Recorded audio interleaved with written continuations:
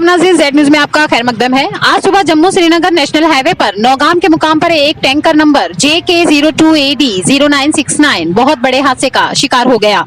हादसे की खबर सुनते ही वहां की पुलिस मौका वारदात पर पहुंची। हादसे में ट्रक का ड्राइवर मौके पर ही हलाक हो गया। ड्राइवर का नाम अमरजीत सिंह बताया जाता है, जो कि RS पुरा का रहने वाला था। बताया जाता है कि टैंकर 300 फीट गहरे नाले में जा गिरा।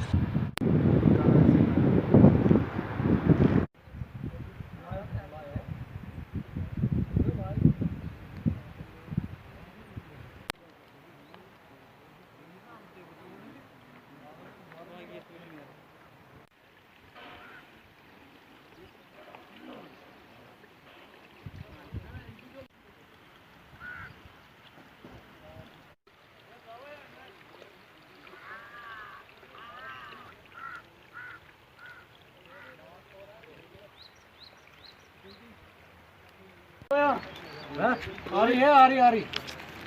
अच्छा नमना ऐसी क्लियर है।